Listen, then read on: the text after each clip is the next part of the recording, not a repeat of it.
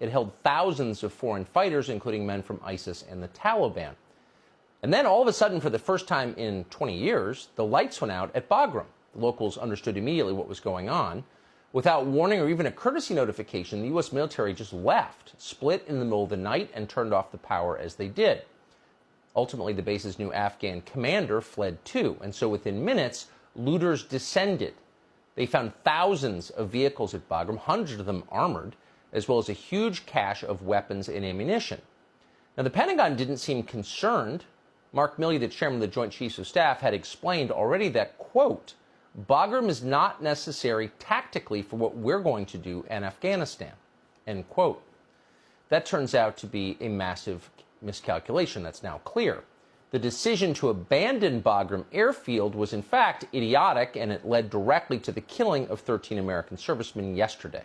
With Bagram abandoned, the evacuation of Afghanistan is being staged from a commercial airport in the capital. And given its location, Kabul's airport is almost impossible to defend. Yet, despite the fact it can't really be defended, it remains the only way for American citizens to get out of the country.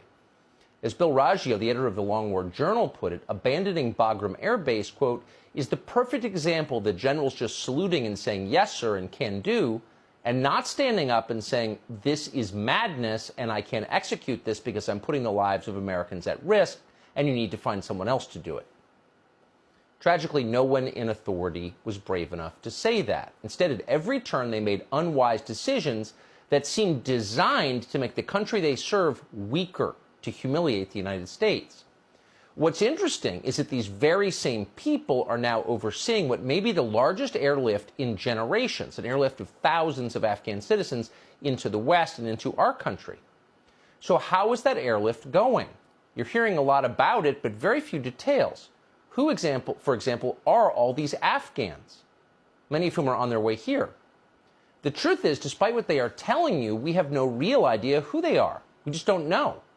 We just learned, for example, that at least 100 of the refugees the American military has flown out of Kabul, people we've been told repeatedly are heroes by definition, are in fact on terror watch lists.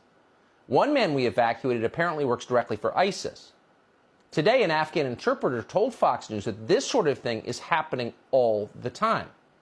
People are getting on planes in Kabul without any proof of identification whatsoever. It's like voting in California. Listen. I know people that they're in the same situation that I am right now. They have worked for the United States. They have provided supplies for the United States. But guess what? There are people that are getting inside the airport that they have never worked. They knew somebody with a green